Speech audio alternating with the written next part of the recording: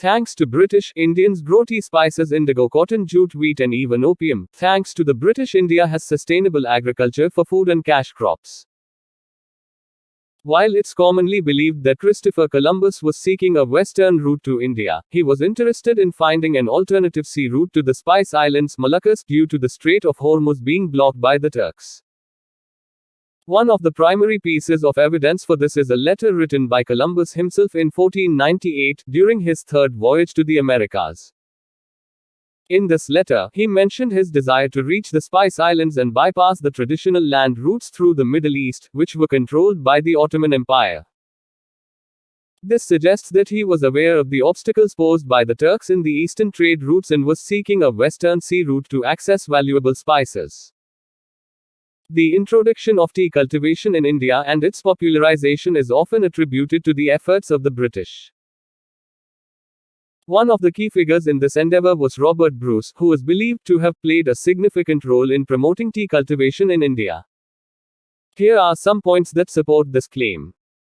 Robert Bruce's discovery. Robert Bruce, a Scottish adventurer, is credited with discovering tea plants in the Assam region of India in the early 19th century. He noticed indigenous tea plants being used by local communities. Initial experiments. After Bruce's discovery, the British East India Company initiated efforts to cultivate tea in India.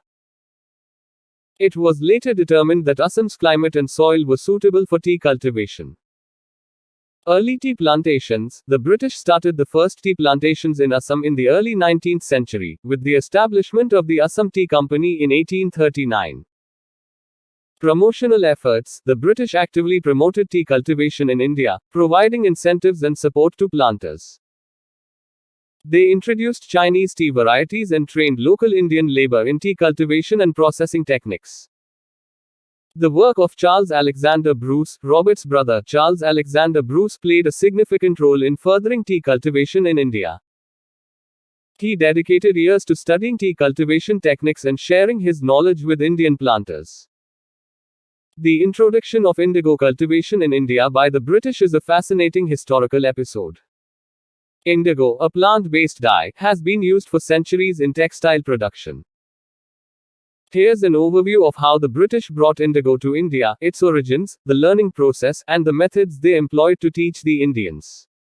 Indigo's origin. Indigo dye has been used for centuries in various parts of the world, including India. However, the type of indigo dye commonly associated with the British introduction to India came from the Indigofera tinctoria plant, native to India, among other regions. This particular indigo variety became highly sought after for its superior dye properties. British interest and learning. During the 18th century, the British East India Company recognized the lucrative potential of indigo dye. They learned about the cultivation and extraction of indigo dye from local sources, including Indian farmers who had been using it for generations. The British also learned about indigo processing methods from the Dutch, who were involved in indigo trade in Asia, establishing indigo plantations. The British actively promoted indigo cultivation in India, particularly in Bengal. They encouraged local farmers to grow Indigofera tinctoria by offering incentives and promoting it as a cash crop. British agents and planters established indigo plantations in the region. Large-scale indigo cultivation was implemented, mainly for export to meet the growing demand in Europe. Teaching Indian farmers. To teach Indian farmers the intricacies of indigo cultivation and extraction, the British introduced modern processing techniques and provided practical training. European experts and experienced planters educated Indian laborers in the cultivation of Indigofera tinctoria, which was essential for producing high-quality indigo dye. However, it's important to note that this was often done under coercive or exploitative conditions, which eventually led to resistance and protests by Indian farmers against the oppressive indigo system. In summary, the British introduced indigo to India, primarily focusing on Indigofera tinctoria for its superior dye qualities. They learned about indigo cultivation and processing from local sources, the Dutch, and other European influences. They actively encouraged and taught Indian farmers to grow and process indigo, resulting in a significant indigo industry in colonial India, albeit with significant social and economic consequences. British colonial powers introduced indigo cultivation to India during the 18th century. The British East India Company actively promoted indigo farming as a cash crop in Bengal. European demand for indigo dye led to the widespread cultivation of indigo plants in India. The British established indigo plantations in Bengal and Bihar, notably under the Neel Durpam system. Farmers were often compelled to grow indigo under the indigo cultivation system, which led to protests and the Indigo Revolt in the 19th century. The British controlled the production and export of indigo from India, making it a profitable venture for British colonial interests. The British did play a significant role in introducing modern cotton cultivation techniques to India during the colonial period. Here's some evidence to support this claim. Influence of British colonial rule. India was a major cotton producing region long before British colonization.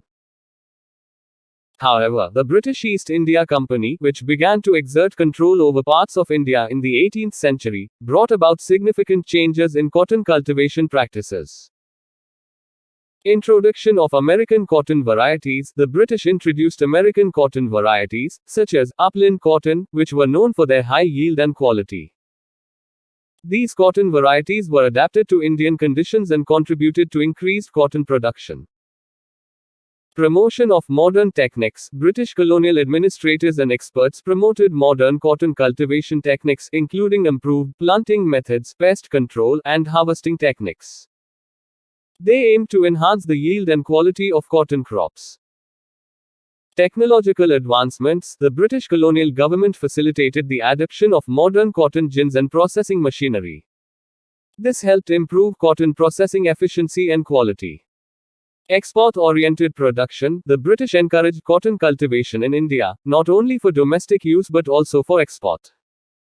India became a significant source of raw cotton for British textile mills during the Industrial Revolution. Cotton research and experimentation. The British established research institutions in India to study and improve cotton cultivation. Experimentation with different cotton varieties and farming practices was actively pursued. It's important to note that the British influence on cotton cultivation in India had both positive and negative aspects. While they introduced modern techniques that improved cotton production, they also exploited Indian cotton resources for their textile industry and imposed economic policies that had detrimental effects on Indian cotton farmers. The legacy of British influence on Indian cotton cultivation is a complex historical issue with a mix of positive and negative outcomes. The British introduced various agricultural crops and practices to India during the colonial period. Some of the notable crops and practices they introduced include wheat. Wheat cultivation was already present in some parts of India, but the British encouraged and expanded its cultivation, particularly in regions where it was less common. This was partly to meet the dietary preferences of the British colonial population. Jute. The British played a significant role in the commercial cultivation of jute in India. Jute, a fiber used for making ropes and textiles, became a key cash crop and an important industry in Bengal and other regions. Opium. The British established opium cultivation in India, particularly in the fertile Gangetic plains. Opium was grown as a cash crop for export to China. This led to the infamous Opium Wars with China. Tea. As mentioned in a previous response, the British introduced and promoted tea cultivation in India, leading to the development of the Indian tea industry. Indigo. The British encouraged the cultivation of indigo, primarily for the extraction of indigo dye, which was in high demand for textile production in Europe. Cotton. The British introduced improved cotton varieties, cultivation techniques, and machinery to India, as discussed earlier. Linen. While the British did not introduce linen cultivation as a significant industry in India, they did encourage the growth of flax, a source of linen fiber, in some parts of the country. It's important to note that the British agricultural interventions in India were often driven by their economic interests and the desire to source raw materials for their industries. The impact of these introductions varied across regions and had both positive and negative consequences, depending on factors such as local agricultural practices, social dynamics, and economic policies.